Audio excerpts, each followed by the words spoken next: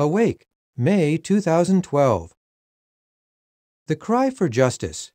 Will it be heard? That is the question posed in our cover series. You'll hear 4 articles entitled Injustice Hurts and Roots of Injustice, followed by Keys to Becoming More Just and True Justice Under God's Government. Next come the Bible's Viewpoint. The truth will set you free. How? And What a Nose, followed by The Bible, a Book of Accurate Prophecy, Part 1, I Shall Make a Great Nation Out of You, and Young People Ask, Why Don't My Parents Understand? Our program continues with Was It Designed? The Hydrophilic Wing Cover of the Namib Beetle, and A Milestone in Malawi, 1,000 Kingdom Halls, followed by Cyberattack and Watching the World. Our program concludes with The Former Things Will Not Come Up into the Heart. And now we invite you to listen to our cover series, The Cry for Justice. Will it be heard? And the first article. Injustice hurts. In 2010, Michael was released from jail in Texas, USA, after serving 27 years for rape, a crime he did not commit. He was freed when DNA tests, not available at the time of his conviction, proved his innocence. The authorities later identified those responsible for the crime, but prosecution was impossible since the statute of limitations on the crime had expired. Many felons evade justice. In Britain, for example, unsolved murders have doubled over the past decade, raising fears that police and courts are unable to tackle violent crime, said a report in The Telegraph. In August 2011, British police struggled to contain another form of crime, rioting in Birmingham, Liverpool, London, and other areas. Rampaging mobs set fires, smashed store windows, and looted, thus destroying not only businesses, homes, and vehicles, but also livelihoods. The motive? For many, it was sheer greed. For some, though, the acts appeared to be a response to perceived injustices. Those rioters, said some commentators, may have been frustrated, marginalized young people, growing up in deprived neighborhoods and lacking a future. The Bible character Job said, I keep crying for help, but there is no justice. Job 19:7. Likewise today, many are crying out for justice, but all too often their cries go unheeded. Really, is it within anyone's power to eliminate injustice? Or is the hope that there will be a more just tomorrow simply an ideal entertained by the naive? In order to get a satisfactory answer, we must examine some of the root causes of injustice. End of article. Roots of injustice. Nearly 2,000 years ago, the Bible set out a remarkably accurate social profile of our time. It stated, in the last days, critical times hard to deal with will be here. For men will be lovers of themselves, lovers of money, unthankful, disloyal, having no natural affection, not open to any agreement, without love of goodness, betrayers, headstrong, puffed up with pride, lovers of pleasures rather than lovers of God. 2 Timothy 3:1-4. Few would deny that those negative traits have become more common in our time. They become manifest in many ways, including greed, prejudice, antisocial attitudes, corruption, and extreme financial inequality. Consider these individually. Greed. Greed is healthy, and greed is good are catchphrases we may sometimes hear. But they are lies. Greed hurts. For example, greed often underlies accounting fraud, Ponzi schemes, and reckless lending and borrowing. The results, such as financial collapse, have hurt many people. Granted, some of the victims are greedy themselves, but their number also includes hard-working people, some of whom have lost homes and pensions. Prejudice. Prejudiced people judge others unfairly and even discriminate against them on the basis of ethnicity, skin color, sex, social status, or religion. For example, a United Nations committee found that in one South American country, a pregnant woman died in a hospital because she had been discriminated against in another facility on the basis of her ethnicity and socioeconomic background. Taken to its extreme, prejudice has even led to the gross injustices of ethnic cleansing and genocide. Antisocial attitudes. A synopsis of the Handbook of Antisocial Behavior stated, "Each year, tens of thousands of families are torn apart, hundreds of thousands of lives are ruined, and millions of dollars worth of property is destroyed as a result of antisocial behavior." So endemic are violence and aggression to our society that it isn't hard to imagine future historians categorizing the late 20th century not as the space age or the information age, but as the antisocial age, the time when society went to war against itself. Since that book was published in 1997, there has been no improvement in attitudes and behavior. Corruption. A report on corruption in South Africa mentioned that over a 7-year period, more than 81% of the 25.2 billion rand, then $4 billion US, provided to a provincial health department was improperly accounted for. Money that should have gone towards maintenance of hospitals, clinics, and health centers in the province was unspent, said the journal The Public Manager. Extreme financial inequality. In 2005, nearly 30% of Britain's annual income went to the top 5% of earners, according to a report in Time magazine. Meanwhile, across the Atlantic, more than 33% of American income goes to the top 5% of earners, said Time. Worldwide, about 1.4 billion people live on $1.25 US or less a day, and 25,000 children die daily because of poverty. Is there a solution to injustice?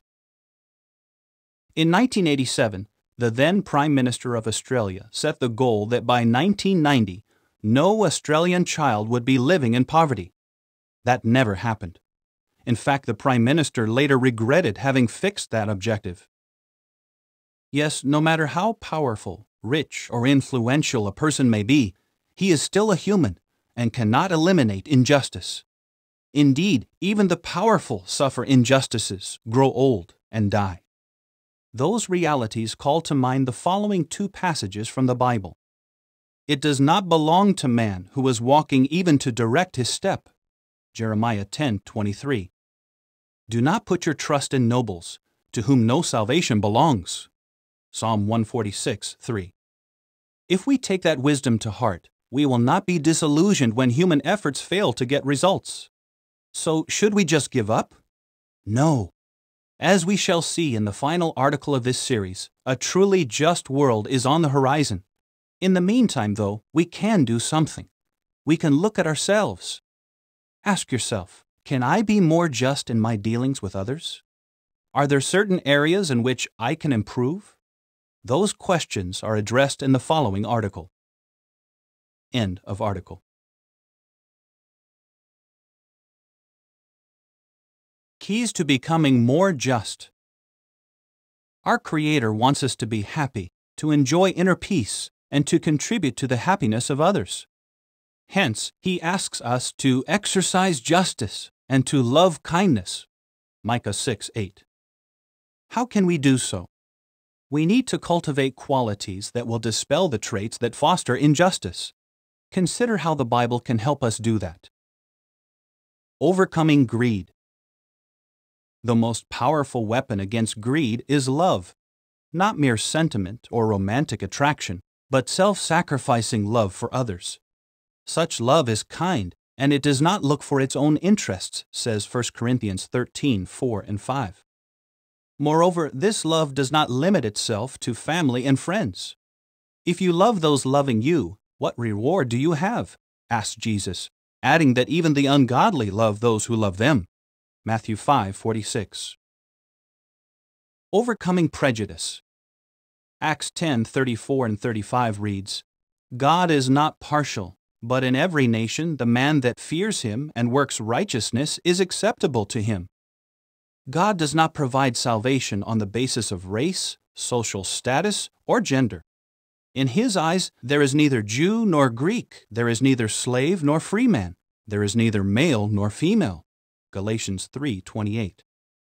When we imitate God, we overcome prejudice. Consider the example of Dorothy, who lived in the United States. Dorothy became so disturbed by racial prejudice that she wanted to take part in an armed insurrection to relieve the suffering of oppressed black people. During that time, however, she attended a Christian meeting of Jehovah's Witnesses and was deeply impressed by the warm welcome she received from both blacks and whites. Before long, she came to realize that only God can change people on the inside. When she experienced the genuine love of white witnesses, people she said that she would have killed without hesitation to further the cause of a revolution, her heart was warmed to the point that she cried uncontrollably. Overcoming antisocial attitudes. Before becoming Christians, some of Jesus' early followers had been drunkards, extortioners, revelers, and revilers. Yet, with God's help, they replaced those negative traits with love, kindness, and goodness. Likewise today, millions of people have made wholesome changes in their lives by turning to God. An example is Firoudin, who lives in Azerbaijan. Firoudin was raised in an orphanage, where he often fought other boys. As an adult, he became an instructor in hand-to-hand combat. I was rude, cruel, and violent, he says. If during mealtime my wife, Zekera, forgot anything, even a toothpick, I would beat her. And if anyone looked at her as we walked together, I would do the same to him. One day, Firoudin's heart was touched when he learned that Jesus asked God to forgive the soldiers who impaled him. Only the Son of God could act that way, he thought. Thereafter, he began to search for God. When Jehovah's Witnesses offered to help him, he readily accepted a free Bible study. Before long, his personality began to improve. Indeed, he became so kind to Zekera that she too began to study the Bible. Today, both are peacefully united in true worship. The following is supplementary information. Heide's quest for justice. I was upset with racism, wars, poverty, and other injustices, and I was looking for a solution, recalls Heide, who lives in the United States. I tried to work with the civil rights movement and eventually joined a political party, but these seemed unable to effect meaningful change. I felt that a more radical change was needed, and the hippie movement seemed promising. Yet that too proved disappointing. I observed that many hippies were more interested in sex, drugs, and rock and roll than in changing the system, a realization that threw me into a deep depression. Then I met one of Jehovah's Witnesses. She showed me from the Bible the changes that God purposes. For example, she pointed to such scriptures as Revelation 21:3 and 4, which says that God will wipe the tears from all faces and eliminate mourning, outcry, and pain, often the results of injustice. Could those promises really be true? I asked myself. My doubts cleared up when I read what the scriptures say about God's power and love, and when I experienced the love among Jehovah's Witnesses. I now eagerly await the fulfillment of God's promises. Returning to the article. Of course, changes that we personally make will not revolutionize the entire world. What, though, if God purposes to bring about a new, truly just world? After all, He surely has the power. And consider this. At 2 Timothy 3:1-4, quoted at the start of the preceding article, we saw that the Bible clearly foretold what people in general would be like during our time. That prediction has been fulfilled to the letter, as have many other Bible prophecies. We are not casting good sense aside, therefore, when we take seriously God's promise to end all injustice. Indeed, God will achieve that purpose. How? End of article. True justice under God's government. Bible prophecy reveals that the present world is about to be replaced by a new one of God's making. Moreover, that new world will have just one government, God's kingdom, of which Jesus Christ is king. How will God's kingdom eradicate injustice? It will act on two levels. 1. God's kingdom will eliminate unjust, inept human rulership. Daniel 2:44 states, "In the days of those kings or governments, the God of heaven will set up a kingdom. It will crush and put an end to all these man-made kingdoms, and it itself will stand to times indefinite." 2. God's kingdom will destroy the wicked and preserve the just. Says Psalm 37:10, "Just a little while longer, and the wicked one will be no more." Verse 28 reads, "Jehovah is a lover of justice, and he will not leave his loyal ones. To time indefinite they will certainly be guarded." Those loyal ones will experience the fulfillment of a statement Jesus made in his model prayer. He said, "Let your kingdom come. Let your will take place, as in heaven, also upon earth." Matthew 6:10. What is God's will for the earth? When God's kingdom rules the earth, corruption and oppression will cease. Concerning Jesus Christ, Hebrews 1:9 says, "You loved righteousness, and you hated lawlessness." As a truly just ruler, Jesus will deliver the poor one crying for help, also the afflicted one, and whoever has no helper. From oppression and from violence he will redeem their soul, and their blood will be precious in his eyes. Psalm 72:12-14. All will have an abundance. The earth itself will certainly give its produce. God, our God, will bless us. Psalm 67:6. There will come to be plenty of grain on the earth. On the top of the mountains there will be an overflow. Psalm 72:16. Jesus miraculously fed thousands at a time, a foregleam of what he will accomplish through God's kingdom. Justice will not be hampered by human limitations. There is not a creation that is not manifest to God's sight, but all things are naked and openly exposed to the eyes of him with whom we have an accounting. Hebrews 4:13. Concerning Christ we read, "He will not judge by any mere appearance to his eyes, nor reprove simply according to the thing heard by his ears. And with righteousness he must judge the lowly ones, and with uprightness he must give reproof in behalf of the meek ones of the earth." Isaiah 11:3-4. The following is supplementary information. When life itself seems unfair. Emily, who lives in the United States, was diagnosed with leukemia when she was 7 years old. While her friends have dealt with the occasional cold or flu, Emily has endured years of intense medical treatment, including chemotherapy. "Leukemia is scary," she says. Even though life has dealt her a hard blow, Emily has not withdrawn into despair. Rather, she awaits the time when under God's kingdom, no resident will say, "I am sick." Isaiah 33:24. "My favorite scripture," says Emily, "is Mark 12:30. You must love Jehovah your God with your whole heart, and with your whole soul, and with your whole mind, and with your whole strength. When I pray to Jehovah, He makes me strong. I thank Jehovah for giving me my family, my congregation, and the hope of everlasting life in the paradise new world. This hope has helped me very much." Returning to the article. Kingdom rule is near. The deteriorating state of the world testifies to its imminent end. When the wicked ones sprout as the vegetation, and all the practicers of what is hurtful blossom forth, it is that they may be annihilated forever, says Psalm 92:7. How can you avoid deserving God's disapproval and be among those whom He preserves? Jesus Christ said, "This means everlasting life. They're taking in knowledge of you, the only true God, and of the one whom you sent forth, Jesus Christ." John 17:3. Do you desire that precious knowledge?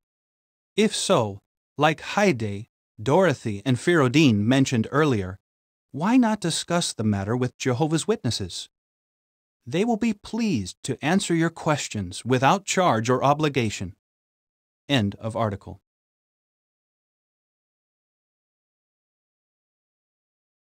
The Bible's Viewpoint.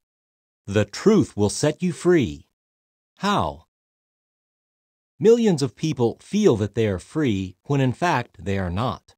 Many, for example, are enslaved to superstitions. Others fear the dead, whom they may try to appease with expensive offerings. Still others, unsure of what happens when a person dies, have an inordinate fear of death itself.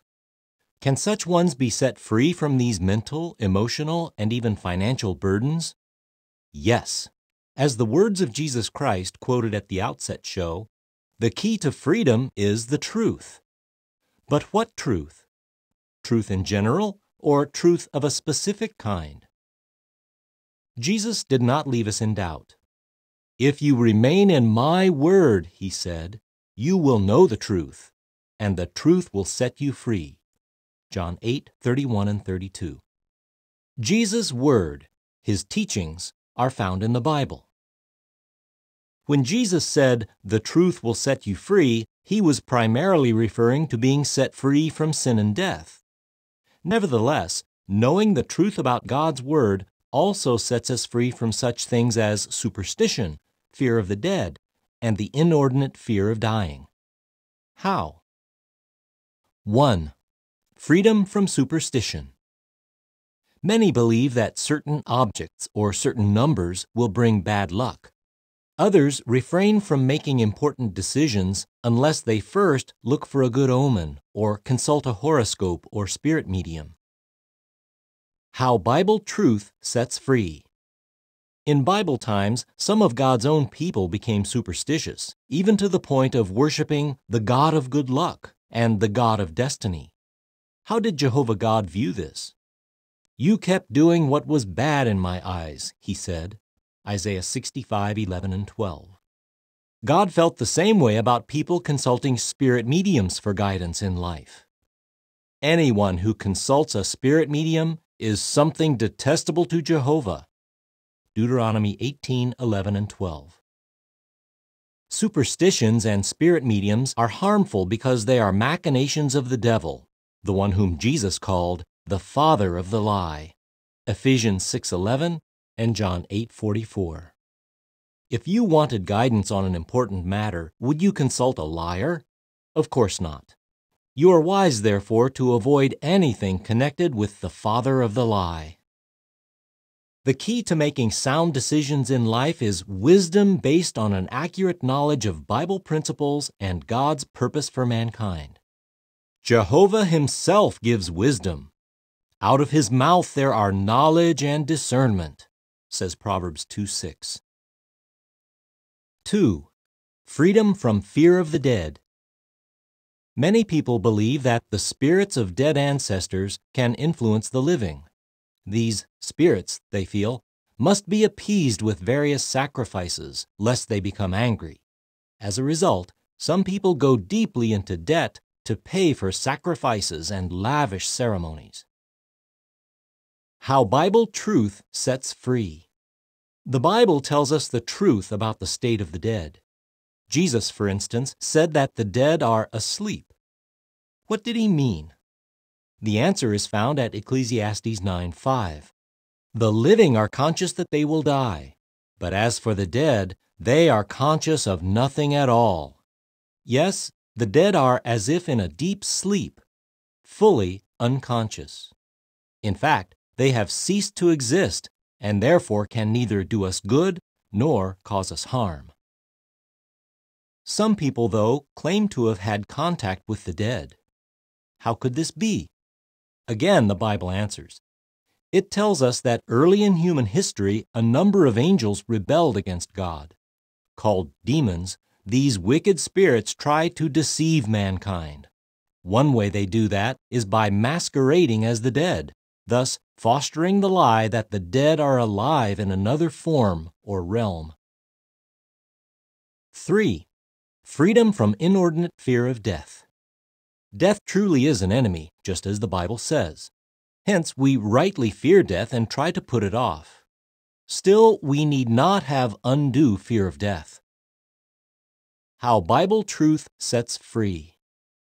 Besides revealing the truth about the state of the dead, The Bible also shows that God has purposed to restore the dead to life by means of a resurrection.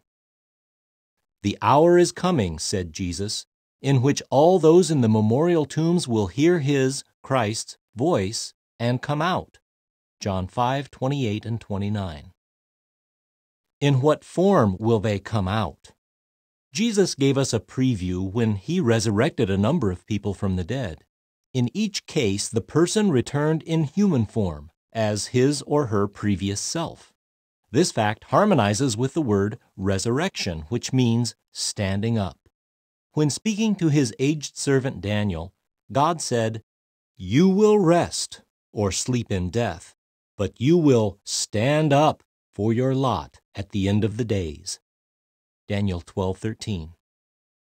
How those words must have comforted Daniel, enabling him to face death with courage and dignity. Jesus' commission, in part, was to preach a release to the captives, those in bondage to false beliefs. Luke 4:18. Because his teachings are found in the Bible, they continue to liberate people every day. We sincerely hope that Bible truth will bring you lasting freedom. Have you wondered, how does Bible truth set us free from superstition? Isaiah 8:19 and 20 and 65:11 and 12. Fear of the dead, Ecclesiastes 9:5 and John 11:11 and 14. Fear of death, John 5:28 and 29 and Acts 24:15. End of article.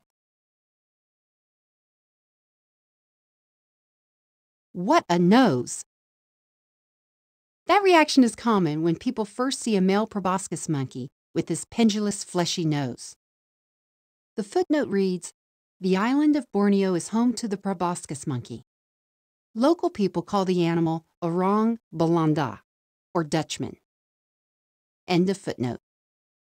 In some males, this appendage can grow to be almost 7 inches or 18 centimeters long, about 1/4 of the animal's body length. Because the proboscis droops over the male's mouth and chin, he has to push it aside when he eats. If your nose were similarly proportioned, it would hang almost halfway down your chest. Of what benefit is this nose to the male proboscis monkey? The footnote reads, "Females also have an enlarged nose, although it is not as big as that of the male." End of footnote. Theories vary. Perhaps his nose radiates excess body heat or adds resonance to his voice. Or it may serve as a visual warning to other males. Indeed, the dominant male's nose swells and turns red when he becomes angry or gets excited. Another possibility is that the nose has a role in sexual attraction, setting the female heart to flutter. Most likely, though, the proboscis fulfills more than one function, perhaps including some we know little or nothing about. Bulging bellies. Proboscis monkeys, male and female, also have a distinct pot belly. In fact, their stomach contents may amount to 1/4 of their body weight. As a result, both males and females tend to look permanently pregnant. Why the bulging belly? The proboscis monkey's stomach, like that of a cow, is filled with a soupy mixture of vegetation and bacteria. The bacteria ferment the food and break down cellulose, as well as certain plant toxins that would kill other animals. Thanks to their amazing digestive system, proboscis monkeys are able to thrive on leaves and the non-sweet fruits and seeds of legumes, palms, and other plants, foods on which primates with different stomachs could not survive. The proboscis monkey's strong digestive system, however, has a downside. The animal has to abstain from sugary fruits, which ferment rapidly. Such sweet fruits would make the monkey's belly bloat, perhaps even to the point of causing a painful death. Because of their cellulose-rich diet and complex stomach, proboscis monkeys need lots of time to digest their meals. So after a hearty breakfast, they take a siesta, sometimes for many hours, before eating again. A social animal. Whether eating or resting, proboscis monkeys are rarely alone.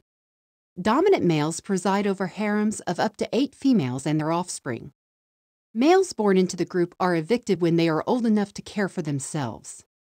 These juveniles team up with other young males, forming groups that also have 1 or 2 larger males. To the untrained eye, such groups may appear to be a harem. Proboscis monkeys have an unusual social trait.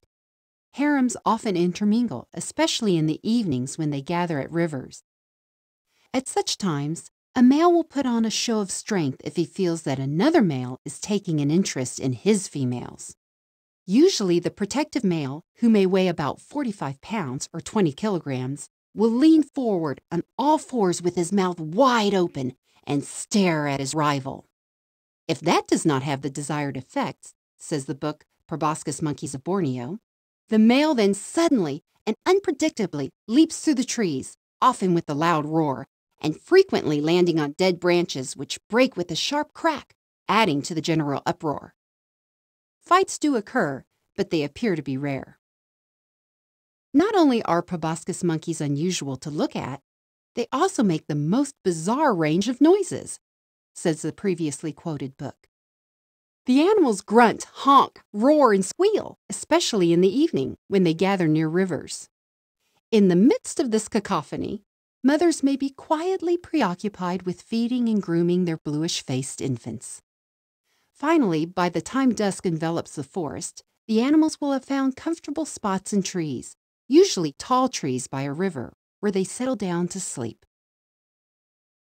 Monkeys with webbed feet. Besides their nose, proboscis monkeys have another oddity: partially webbed feet. The webbing enables the animals not only to swim well, but also to walk safely on mangrove mud. Of course, thinking of tropical mangroves, you would likely also think of crocodiles. Crocodiles abound in the proboscis monkey's domain. How do these aquatic monkeys avoid getting eaten? One strategy they employ is to slip silently into a river and dog paddle across single file, barely raising a ripple. When the river is narrow, however, they have been seen to use a different strategy. They climb high up in a tree, take a running leap from a branch, perhaps 30 feet or 9 meters above the water, belly flop into the river, and then swim as fast as they can across the remaining stretch of water. Even mothers carrying infants use this tactic. Sometimes an entire troop will plunge into the water and make a mad dash for the other side. Their greatest enemy, however, is not the crocodile. An endangered species. Officially listed as endangered, proboscis monkeys may number just a few thousand in their native habitat, and their numbers continue to decline, largely because of humans. The man-made causes include fire, logging, unmanaged tourism, and the clearing of forest for oil palm plantations. Another factor is hunting. Some people kill proboscis monkeys simply for sport. Others kill them for food or for use in traditional medicine. Because the animals often sleep conspicuously in trees next to rivers, they are especially vulnerable. Indeed, in one area frequented by hunters and speedboats, the number of monkeys fell by 50% in 5 years. Conservationists are trying to raise awareness of the animal's plight, and proboscis monkeys are protected by law in Borneo. But will these measures suffice? Time will tell. If this creature were to disappear from the wild, what a tragedy that would be, for the proboscis monkey is a study in oddities. What is more, the animal tends to fare badly in captivity. The proboscis monkey is, of course, just one of many creatures whose future looks grim. Countless other species have already vanished. On the positive side, God has purposed to take full control of the earth, remove the wicked, and teaches people the right way to manage their terrestrial home. They will not do any harm or cause any ruin in all my holy mountain, Jehovah God promises at Isaiah 11:9, because the earth will certainly be filled with the knowledge of Jehovah as the waters are covering the very sea. End of article. The Bible, a Book of Accurate Prophecy, Part 1. I shall make a great nation out of you, In this 8-part series, Awake will discuss an outstanding feature of the Bible, its prophecies or predictions. The articles will help you to answer these questions. Are Bible prophecies merely the work of clever humans? Do these predictions bear the hallmark of divine inspiration? We invite you to weigh the evidence. Doubt and skepticism. These attitudes mark our times and reflect the view that some people have of the Bible. Sadly, many have never taken the time to make an honest examination of it. They base their opinion largely on hearsay. We hope you feel differently. If so, please join us on a journey back through time that will help to shed light on facts that testify to the Bible's authenticity. Our journey begins with a man who is still honored by Christians, Jews, and Muslims. He was a Hebrew and lived from 2018 to 1843 BCE. His name was Abraham. The footnote reads, BCE means before the Common Era. Abraham was first named Abram. End of footnote. The following is supplementary information. Abraham, a historical person. Clay tablets from the early 2nd millennium BCE list cities that match the names of Abraham's relatives. These cities include Peleg, Serug, Nahor, Terah, and Haran. At Genesis 11:31, we read that Abraham and his family emigrated from Ur of the Chaldeans. The ruins of this city were discovered in southeastern Iraq.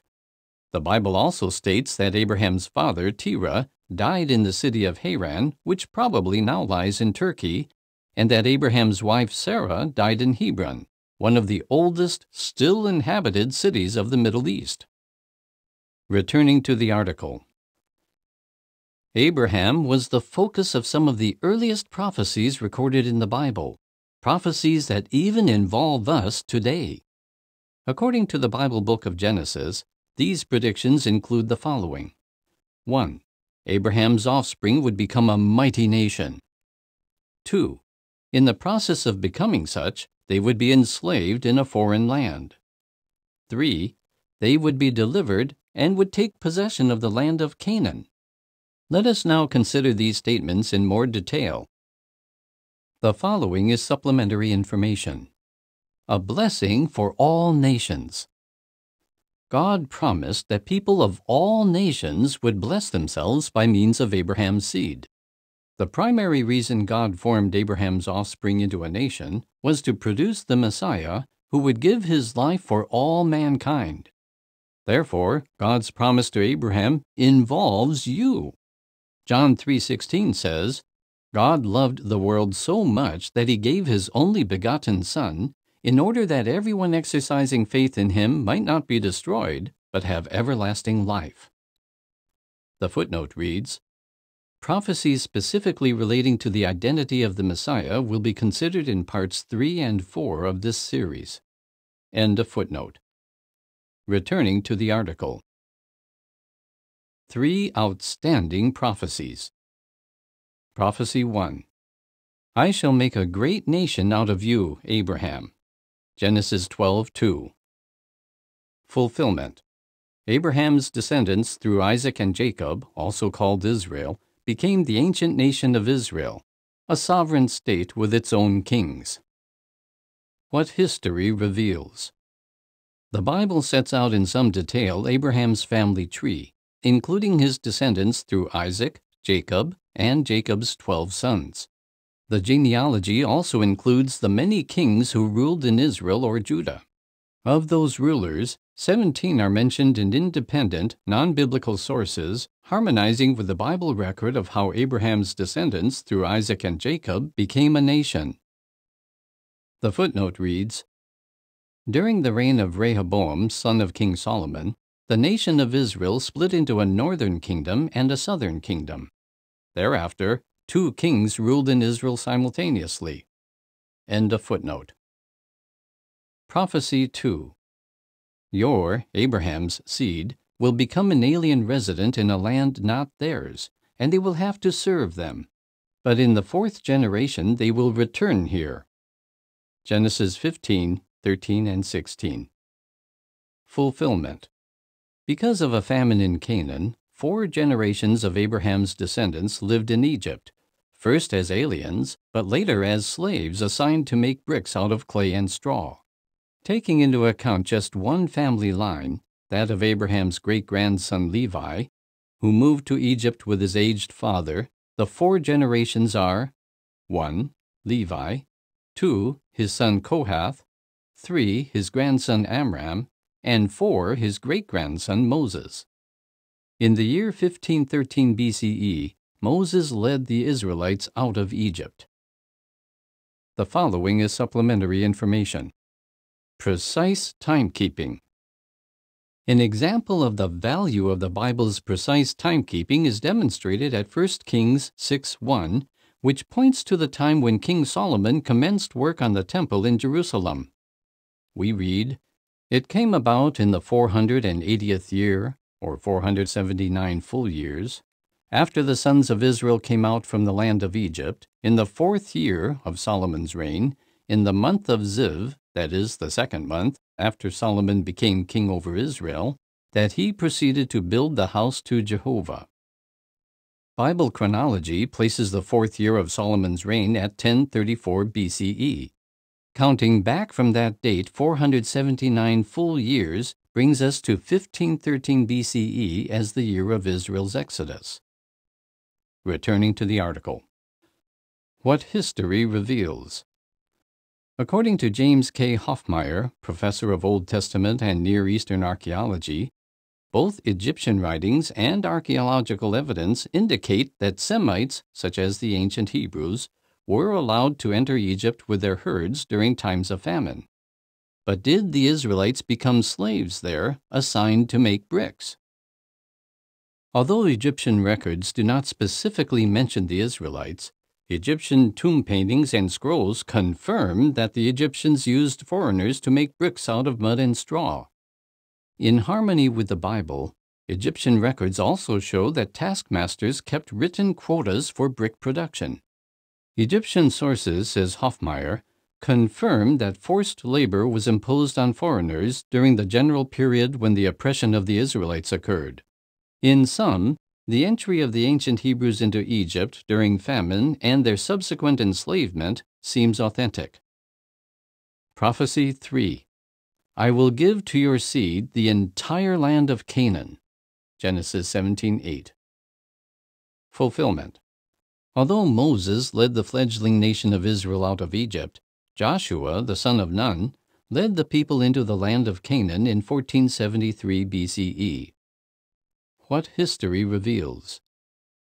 While archaeologists may differ on dates, we should speak of an Israelite entry into Canaan and settlement, writes K.A. Kitchen, Professor Emeritus of Egyptology. The Bible states that Joshua burned the Canaanite city of Hazor in the fire. Joshua 11:10 and 11. In the ruins of the city, archaeologists excavated 3 Canaanite temples that had been completely destroyed. They also found evidence that the city was burned in the 1400s BCE. These facts harmonize with the Bible. Another Canaanite city of interest is Gibeon, located about 6 miles or 9.6 kilometers from Jerusalem. Archaeologists identified the city when they discovered about 30 jar handles engraved with the city's name. The ancient Gibeonites, unlike the inhabitants of Hazor, made peace with Joshua. He, in turn, put them to work as drawers of water. Joshua 9:3-7 and 23. Why this assignment? The descriptions found at 2 Samuel 2:13 and Jeremiah 41:12 show that Gibeon was blessed with plenty of water. Thus, in harmony with the Bible account, Archaeological Study Bible, New International Version, states, "The most conspicuous feature of Gibeon is in fact its abundant water supply, 1 major and 7 minor springs." Literally dozens of people mentioned in the Bible have been corroborated by independent sources. This list, as stated earlier, includes the names of 17 kings who descended from Abraham and ruled in Israel or Judah. Among them are Ahab, Ahaz, David, Hezekiah, Manasseh, and Uzziah. Clearly, the presence of royal dynasties argues powerfully that a nation called Israel both entered the land of Canaan and occupied it. In 1896, researchers found the Merneptah stela in Thebes, Egypt. This relief boasts of Pharaoh Merneptah's military campaign into Canaan about 1210 BCE. The relief provides the first known non-biblical reference to Israel, further supporting the existence of this nation. The advantage of specifics. As we have seen, the Bible is rich in specific details about people, places, and events. Those specifics enable us to cross-check the Bible against non-biblical sources, thus helping us to confirm the fulfillment of Bible prophecies. In regard to Abraham and his seed, the facts show us that God's promises were fulfilled. Abraham's seed did become a nation. They were enslaved in Egypt, and they later occupied the land of Canaan. All this calls to mind the words of the Bible writer Peter, who humbly acknowledged, "Prophecy was at no time brought by man's will, but men spoke from God as they were borne along by Holy Spirit." 2 Peter 1:21. In the centuries that followed Israel's occupation of Canaan, the nation's history took a drastic turn, leading to tragic consequences. These consequences, too, were foretold by Bible writers, as our next issue will show. End of article.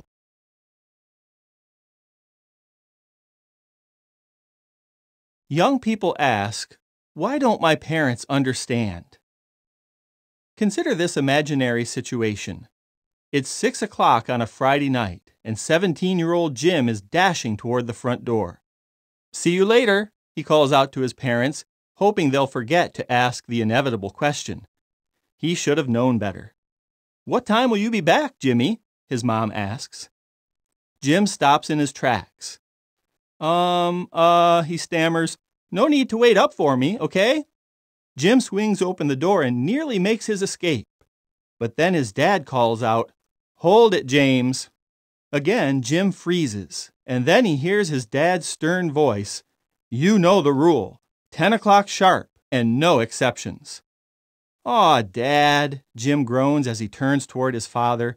"Do you know how embarrassing it is to tell my friends that I have to be home so early?" Dad shows no mercy. 10 o'clock sharp, he repeats, and no exceptions. Perhaps you've been in a similar plight. Whether the issue was your curfew, your music, your friends, or your clothes, your parents laid down the law, and they just wouldn't budge. For example, after he married my mom, my stepdad cracked down on every kind of music I enjoyed. I ended up having to throw out all my CDs. Brandon. My mom criticizes me for not having friends, but then when I ask her if I can hang out with someone, she says no because she doesn't know that person. It's so frustrating. Carol. My dad and stepmom won't let me wear a t-shirt unless it's a size too big.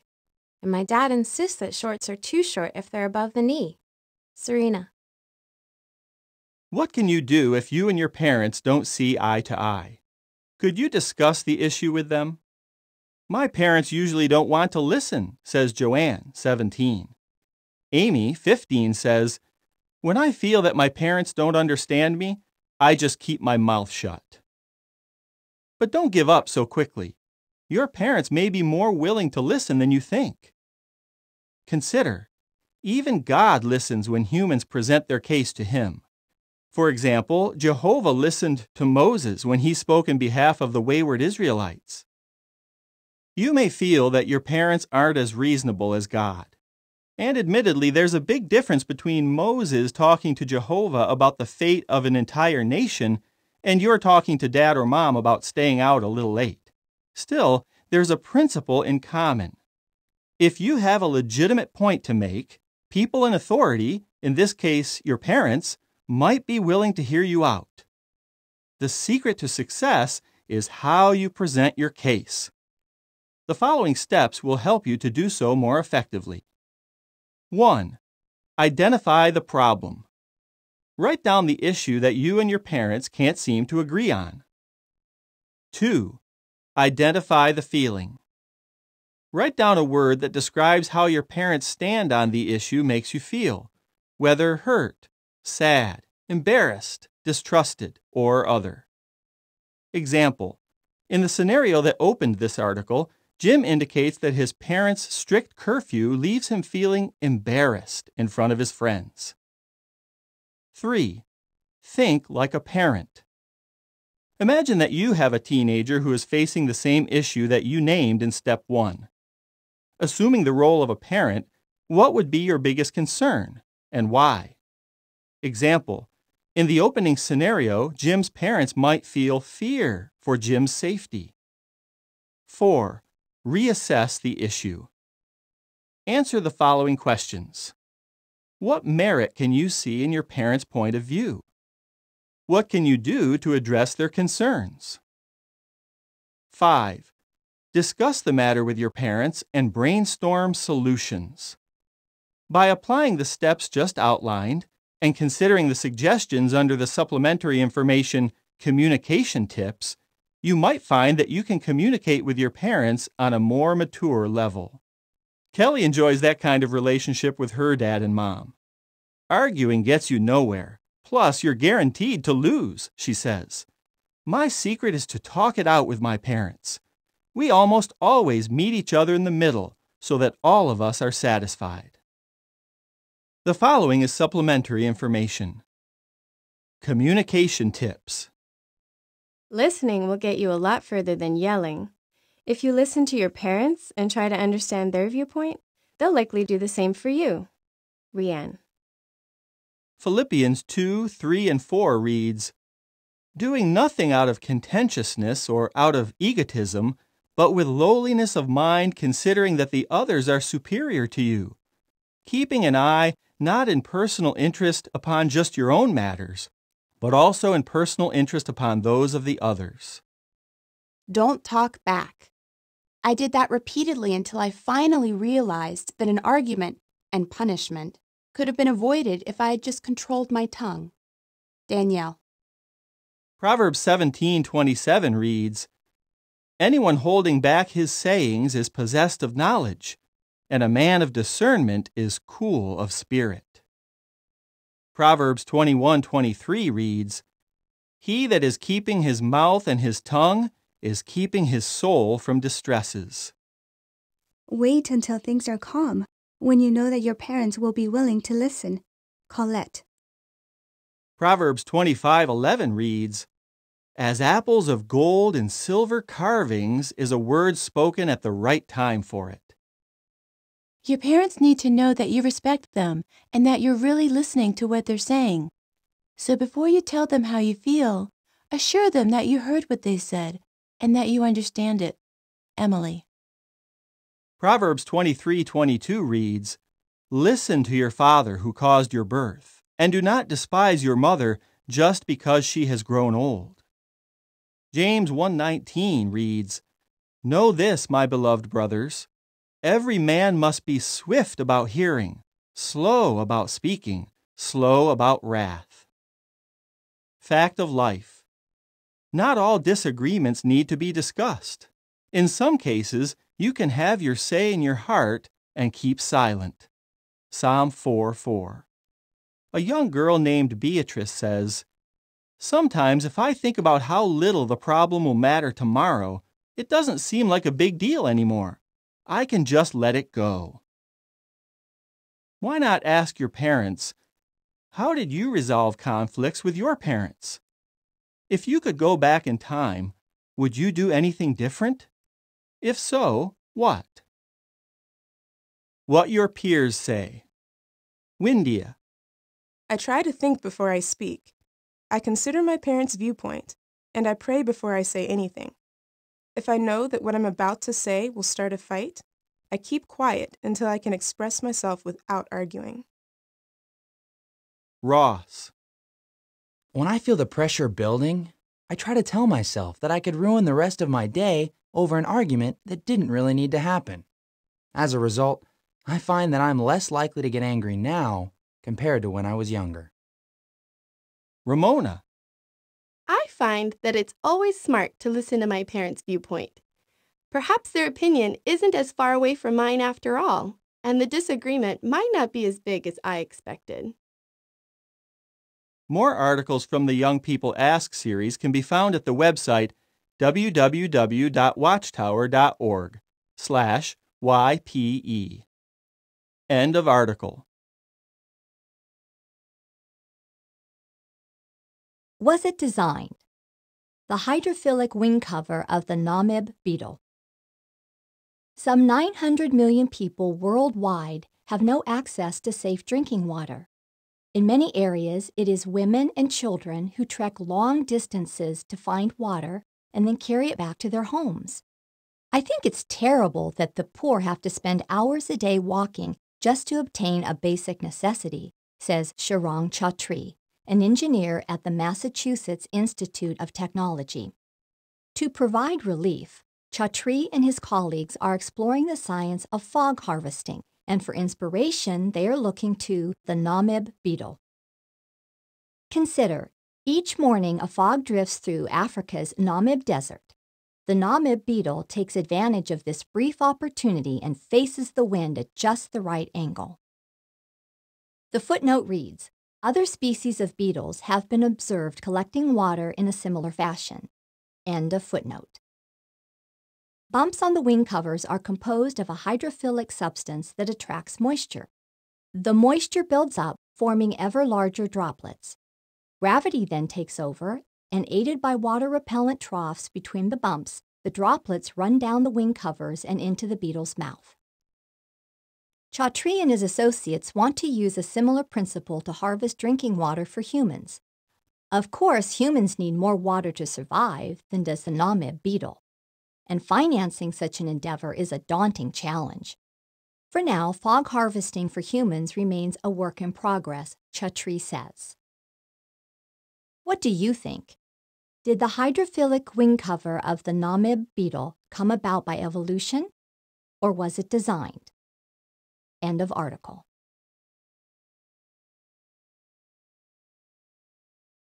A milestone in Malawi, 1,000 kingdom halls. I never thought it would be possible in Malawi, exclaimed Augustine. He was referring to the construction of large numbers of kingdom halls, as Jehovah's Witnesses call their places of worship. In 1993, the then 30,000 witnesses in Malawi, a small country in southeastern Africa, had no suitable places in which to worship and study the Bible. Now, however, the situation is very different. In Blantyre, in September 2010, the witnesses in Malawi completed their 1,000th Kingdom Hall. The footnote reads, the number of Kingdom Halls has now exceeded 1,030. End of footnote. Why did the witnesses grow to 30,000 before they started to build places for worship? And once they started, how were they able to erect 1,000 halls in a relatively short period in a land with limited resources? Finally, what effect has this amazing construction program had on the witnesses and their neighbors? Testing times.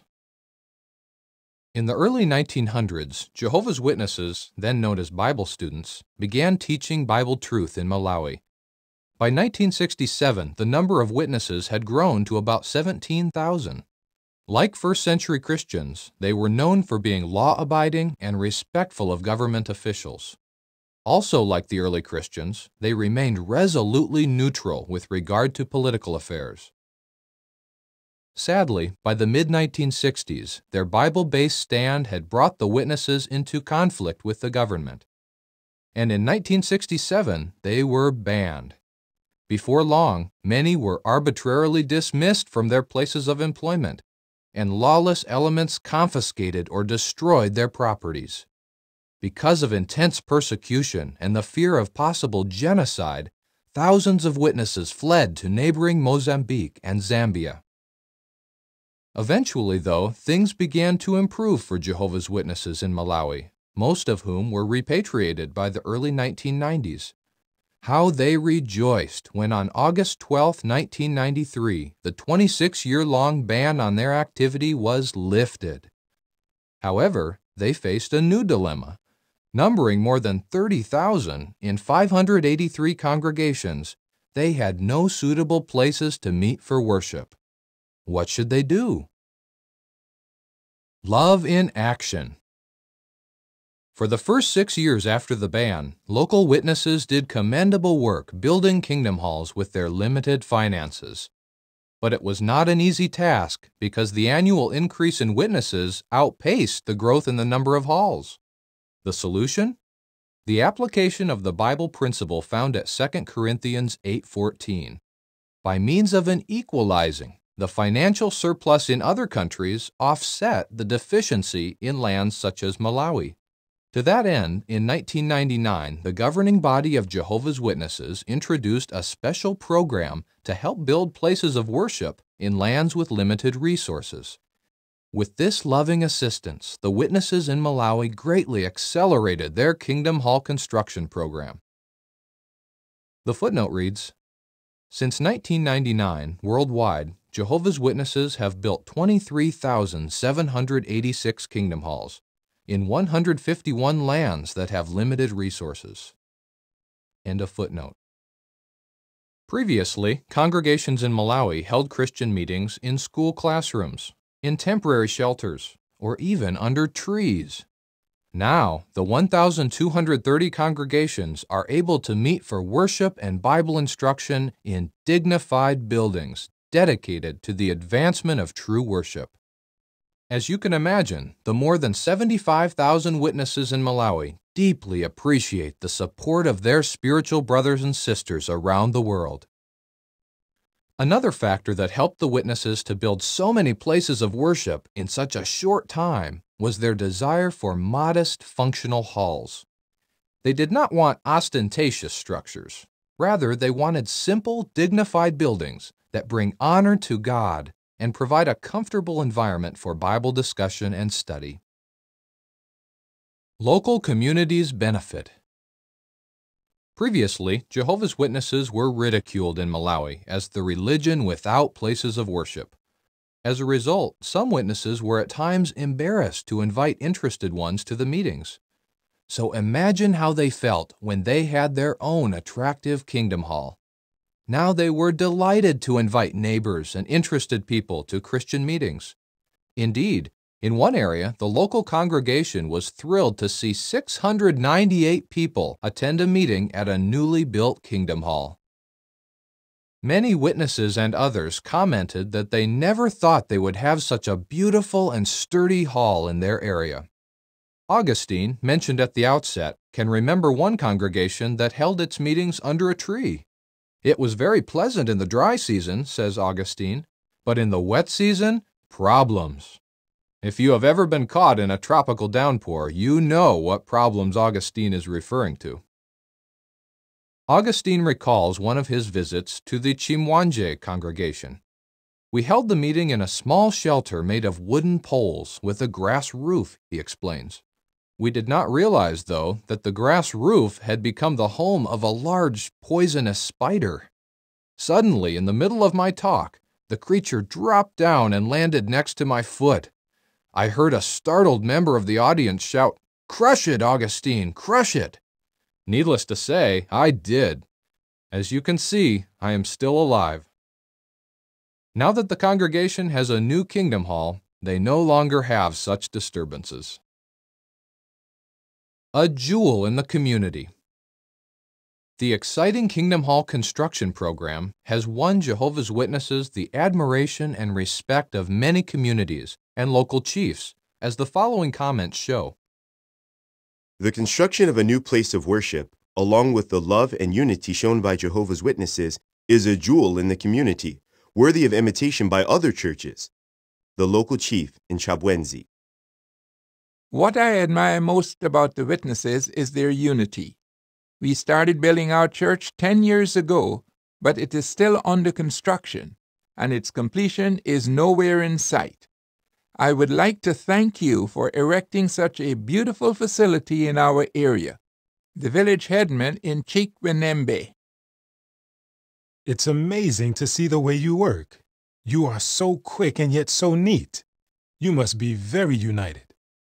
the local chief in Chiuzira. The Kingdom Hall construction program has been so noteworthy that it has even come to the attention of the editors of the Chichewa Chinyanja English Dictionary, which states regarding the witnesses, Jehovah's Witnesses have built many kingdom halls. This kingdom hall is a miracle. On January 30th, 2011, the Manyoe congregation in Blantyre, mentioned earlier, dedicated their new kingdom hall, the 1,000th to be built in Malawi. To have this kingdom hall is a miracle, said one member of the congregation. It is like a dream come true. I did not miss a single day of the construction project, recounts a young girl in the Manyoe congregation. I am very happy I could have a share in building a suitable place of worship in our territory. We had difficulty getting approval from local authorities to build our kingdom hall, explained one of the congregation elders. Several times, city officials refused to sign the needed permits. However, Mrs. Laness Chika Oneka, the local headwoman, worked very hard to convince officials to sign the permits. One day, Mrs. Chika Oneka accompanied an elder to get a permit signed. I want the witnesses to build their kingdom hall in my village, she told the official.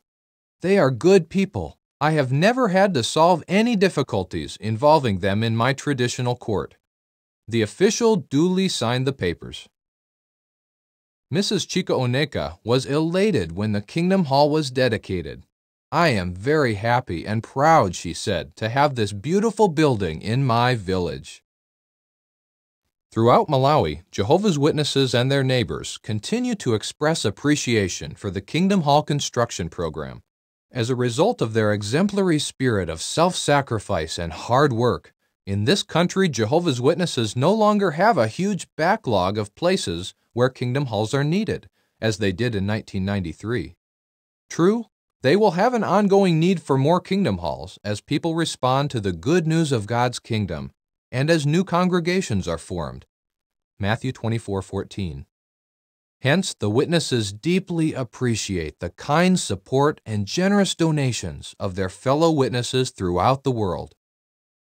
The footnote reads, worldwide, the work of Jehovah's Witnesses is supported entirely by voluntary contributions. End of footnote. But most of all, the witnesses express gratitude to their God Jehovah.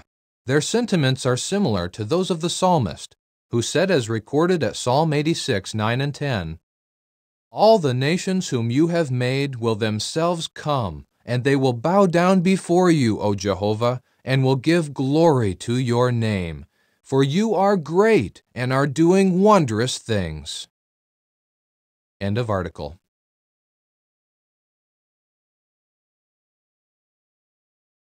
Cyberattack. Imagine a platoon of expert computer criminals using the internet to operate networks of hijacked computers. This army of computers, known as botnets or robot networks, unleashes a barrage of malicious computer code targeting a specific nation. Within minutes, that nation's military, financial, and commercial websites crash. ATMs and phone networks fail. Airplanes are grounded, and computer and safety systems at a nuclear power plant are disrupted. How would people react? What would they do? What would you do?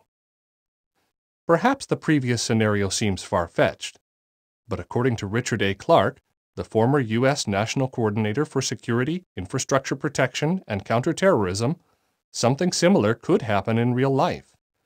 In fact, there have already been cyber attacks. Perhaps you have been a victim. The footnote reads, cyber attacks are deliberate attempts to alter, disrupt, or destroy computer systems or networks or the information or programs that they store or transmit. U.S. National Research Council. End of footnote.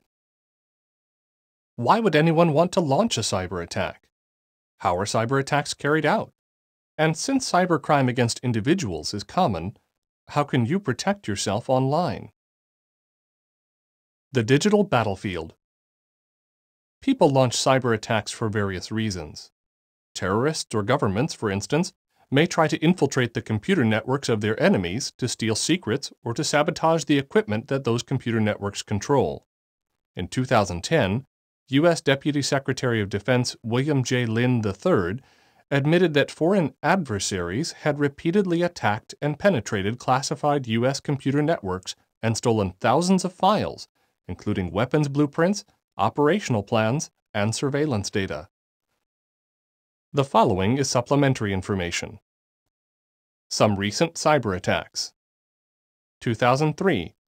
The Slammer computer worm spread rapidly through the Internet, infecting approximately 75,000 computers in 10 minutes. The footnote reads, "Computer worms are malicious programs that automatically copy themselves from computer to computer via the Internet.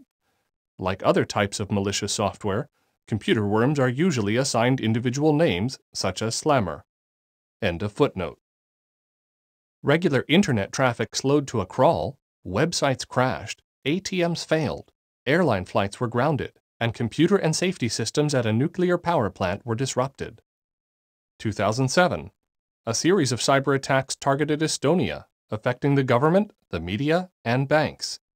Most of the attacks stemmed from hijacked computer networks or botnets, which caused more than 1 million computers in 75 countries to swamp their targets with bogus requests for information. 2010. The highly sophisticated Stuxnet computer worm infected industrial control systems at a nuclear plant in Iran. Returning to the article, computer criminals use similar methods to steal intellectual property or financial information from corporate networks and personal computers. Criminals reportedly rake in billions of dollars each year by means of fraudulent network transactions. Criminal hackers have assembled vast armies of hijacked computers to carry out their online attacks. In 2009, an internet security firm uncovered a criminal gang that remotely controlled a global network of nearly 2 million computers, many of them owned by private citizens. The Organization for Economic Cooperation and Development, or OECD, recently estimated that 1 in 3 online computers is remotely controlled by an intruder. What about your computer? Could someone commandeer it without your knowledge? Silent stalkers. Picture the following scenario. A criminal transmits a malicious program over the Internet. When the program finds your computer, it silently probes its online defenses.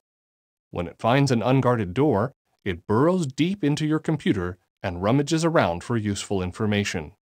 The malicious program may then change or delete your computer files, email itself to other computers, or send passwords, financial details, or other confidential information back to the intruder. The footnote reads, in 2011, hackers could reportedly target over 45,000 known computer weaknesses. Exploiting those weaknesses, they usually try to install malicious software or malware on people's computers without their knowledge. End of footnote. Computer criminals could even trick you into infecting your computer yourself. How? You may infect your own computer by opening an innocent-looking email attachment, clicking on a web page link, downloading and installing a free computer program, plugging an infected memory device into your computer, or simply visiting a questionable website. Each of these actions can install malicious software on your computer and bring it under the control of a remote intruder. How can you know if your computer has been infected? It can be very difficult to detect. Your computer or internet connection may seem very slow, your applications may not run, pop-up boxes may prompt you to install certain programs, or your computer may operate in an unusual way. If you note any of these symptoms, have a reputable technician check your computer. Consider your steps. As nations and individuals become more reliant on computer technology, cyber attacks will likely become more common. Accordingly, many nations are scrambling to beef up their digital defenses, and some are conducting large-scale exercises to test the resilience of their computer networks to attack. Still, given enough time, motivation, and funding, admits Stephen Chabinsky, a senior U.S. Federal Bureau of Investigation computer security expert, a determined adversary will always be able to penetrate a targeted system. What can you do to protect yourself online? While complete online security may not be possible, you can take practical steps to make your computer more secure. The following is supplementary information. Protect yourself. 1. Install antivirus, spyware detection, and firewall software on your computer. Keep that software and your operating system updated with all security updates. 2. Think before you click on links or open attachments in emails or instant messages, even from friends. Be especially cautious if the mail is unsolicited and asks for personal information or passwords. 3. Never copy or run software from unknown sources. 4. Use passwords that have at least 8 characters and include numbers and symbols, and change them regularly. Use different passwords for different accounts. 5. Do business online only with reputable companies that use secure connections. The footnote reads, secure web pages on web browsers display a lock symbol and https:// in the address bar. The S means secure. End of footnote. 6. Do not give out confidential information about yourself or your accounts when using unsecured Wi-Fi connections, such as in public places. 7. Switch your computer off when it is not in use. 8. Regularly back up your files and store copies securely. Returning to the article, the Bible states, "The shrewd one considers his steps."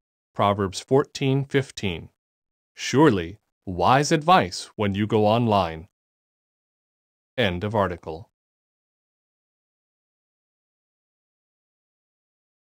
Watching the world. Ready for apocalypse? A Legal Manual for an Apocalyptic New York is the title of a New York Times article. It reports the publication of an official manual to help judges and lawyers deal with thorny legal questions that could be potentially raised by another terrorist attack, a major radiological or chemical contamination, or a widespread epidemic. The manual, published by the New York State Court System and the State Bar Association, sets out for ready reference how existing law regulates such matters as quarantine, mass evacuation, search without warrant, slaughter of infected animals, and suspension of law. The Wall Street Journal, USA reports, New York City enacted legislation that prohibits smoking on beaches, in parks, and in pedestrian plazas. Offenders will be subject to a fine of $50 per violation. Officials hope that the ban will be self-enforcing. From The Lancet, Britain. Selective abortion of girl babies, especially for pregnancies after a firstborn girl, has increased substantially in India. In families that already had a firstborn girl, the number of girls born per 1,000 boys fell from 906 in 1990 to 836 in 2005. Inside old pillows. Clean pillowcases may be wrapping up something really nasty, says Art Tucker, Principal Clinical Scientist at St. Bart's Hospital, London. The Times of London, which reported on his research, states that after 2 years' use, more than 1/3 of a pillow's weight is made up of living and dead dust mites, dust mite feces, dead skin, and bacteria. Pillows are good incubators for allergens, germs, and mites. A solution? Mites dry out and die when exposed to sunlight, says the Times, meaning the old-fashioned practice of airing bedding helps control mites. Soaps do not kill mites, but washing pillows at more than 60 degrees Celsius or 140 degrees Fahrenheit will do so, and will rinse most of them out. According to the International Agency for Research on Cancer, France, the World Health Organization has classified radiofrequency electromagnetic fields, such as those emitted by wireless communication devices, as possibly carcinogenic to humans. Food and Agriculture Organization of the United Nations, Italy, reports, the United Nations has celebrated the defeat of rinderpest, or cattle plague. This is the first animal disease to be eliminated from its natural setting thanks to human efforts, and only the second disease of any kind to be eradicated after smallpox in humans. End of article. The former things will not come up into the heart. Our Creator has revealed what He will do in the near future. He states, "Here I am creating new heavens and a new earth, and the former things will not be called to mind, neither will they come up into the heart." Isaiah 65:17. What are the former things that will not come up into the heart? The context shows that they are the injustice, sickness, suffering, and many other woes that plague humankind. How will those woes cease? The secret lies in the foretold new heavens and new earth. Those intriguing terms and their significance will be explained in the public talk, "The Former Things Will Not Come Up into the Heart." The discourse will be delivered at the Safeguard Your Heart District Conventions of Jehovah's Witnesses, beginning in May in the United States and continuing around the world. You are cordially invited to attend the convention nearest you. For specific details, please contact Jehovah's Witnesses in your area or write to the publishers of this magazine. The website, www.jw.org, lists the convention locations in Canada and the United States. End of article. For further information, please visit our website at www.watchtower.org. End of magazine.